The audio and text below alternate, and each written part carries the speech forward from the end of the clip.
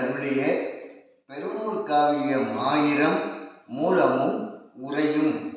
பாடல் 127. ஒப்பாகும் கண் தெரியா மாடுதானே ஊர் நிலத்தை உழுதது போல் அமையுண்டோ, கப்பாகும் அவர் மனது பலவாறாக காட்சினில் காண்பதுவும் மெத்த உண்டு, செப்பாக சொல்லுதலே சிரித்தலாகும் தேரில் வரும் உம்மையது சிரித்தலொப்பாம், அப்பாகும் நாம் அறிந்தததுவும் ஈதோ அசடர்களும் மெய்யர்களும் பொதுவென்றாரே. அவ்வாறு போலிகுருவின் பிடியில் சிக்கியவர்கள் கண்டறியா மாட்டிற்கு ஒப்பானவர்கள். தனக்குள் இருக்கும் இறைவனை அறிந்து மெய்வழியில் பாடுபட்டு மெய்நிலை அடைய தெரியாமல் குருவோடு சேர்ந்து ஊரெல்லாம் இறைவனை தேடி அலைவதால் பயனேதும் இல்லை. அந்த பொய்குருவிற்காக நீங்கள் உழைத்து கொண்டிருப்பது தன்னிலத்தில் உழுவதை விட்டு ஊரார் நிலத்தில் உழுவதற்கே ஓமையாகும். உனக்காக உழைக்காது ஊரை ஏமாற்றும் பொய் குருவுக்கு உழைத்து வீணாகி போகாதே. வேடத்தை பார்த்து வெறும் கவர்ச்சியில் விழுந்து பலவாறாக மயங்கும் மனதை அறிந்து அம்மனதை தன் வயமாக்கி வாசியில் உழைத்திரு. இது மாதிரியான பொய்குருக்கள் இவ்வுலகில் எங்களும் நிறைய உண்டு. இவர்களிடம் கேள்விக்கு விடை கேட்டால் அது ரகசியம் எனச் சொல்லி சிரித்தே மழுப்புவார்கள். அச்சிரிப்பு தேரில் வரும் பொம்மை சிரித்து கொண்டிருப்பதற்கு ஒப்பாகவே இருக்கும். கண்டுகொண்டு தெளிவடை.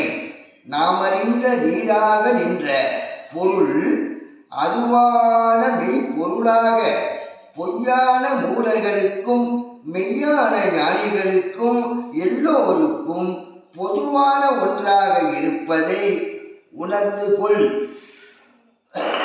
பாடல் 128.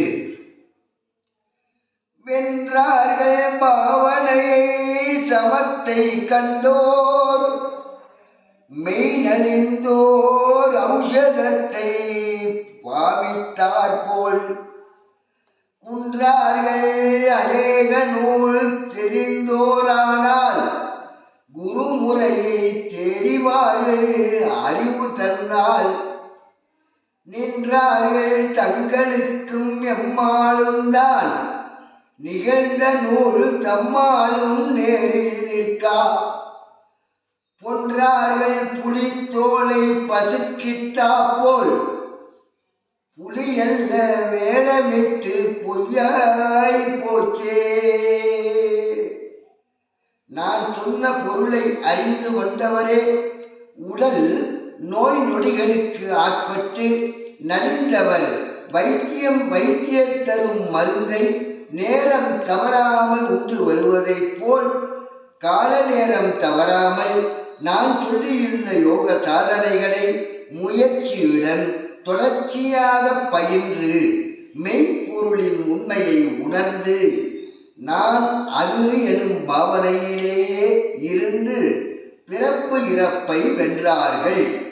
அநேகவித ஞான நூல்களையும் கற்று அதன் உட்பொருளை உணர்ந்து தெளிந்தவர்கள் நான் சொல்லியது உண்மை என்பதை அறிந்து அதையே பற்றி கொண்டு குறையொன்றும் இல்லாது வாழ்வார்கள். இதனை குரு முறையாக தெரிந்து கொண்டு மெய்குருவே அறிவாக இருப்பதை அறிந்து அறிவிலேயே உணர்வையும் நினைவையும் ஒன்றிணைத்து வாசியினால் தவம் செய்பவர்கள்தான் இறை அனுபூதி பெறுவார்கள். இதனை எந்த நூலாலும் நேராக உணர்த்த முடியாது. இது உண்மையை உணர்ந்து பாடுபட்டு உழைப்பவர்கள் அவரவர் சொந்த அனுபவத்தால் தான் அறிந்து கொள்ள முடியும். இதனை எல்லாம் முழுமையாக அறியாது தம்மையே குருவென்று கூறிக்கொண்டு யோகமும் தியானமும் கற்று பசுமை போல் சுத்த புலித்தோலை போர்த்தி கொண்ட பசுமை போல சுத்த ஞானி என்பார்கள். அவர் உண்மை சொருபம் வெளிப்பட்ட பின்னரே உலகோர் இவர் புலிவேடம் போட்டு ஏமாற்ற வந்த பசு என்பதும் அவரை உண்மை என்று நம்பியது பொய்யாய் போச்சே என்பதை உணர்வார்களப்பா. பொதுவாக பசுத்தோல் போர்த்திய புலி என்றே சொல்வார்கள். பெருமானோ புலித்தோல் போர்த்திய பசு என்கிறார். புலி வேடமிட்டு வருவது உணவுக்காக, பசு வேடமிட்டு வருவது பயமுறுத்தி ஏமாற்றவே என்பதை உணர்வதற்கே. பாடல் 129. போச்சப்பா காரிய குரு சந்தேகம் பொய்யல்ல நீசம் போல பொய்யாய் போம். நீச்சப்பா அவர் மனது காய்ச்சல் மெத்த நிலையற்ற நீரின் மேற் பாசி போல. ஆச்சப்பா அந்தரங்கம் வெளியில் நில்லா ஆனாலும் சுத்த மனம் பால் வீணாகா. வீச்சப்பா பால் மனது சொன்ன வாக்கு வெளியில் நின்ற ஒளியது போல் மேனியாமே. காரண குருவை அறியாது பொருள் கலக்கும் காரிய குருவை பிடிப்பவர்களை சந்தேகமின்றி பொய்யாகவே போய்விடும். உண்மையை போன்று நடித்ததெல்லாம் வெளிப்பட்டு பொய்யாக போகும். இது போன்ற நீச்சர்களை அடையாளம் கண்டு கொண்டு விலகிவிடப்பா. அவர் மனதில் ஆசைகளை அதிகம் வைத்திருப்பர்.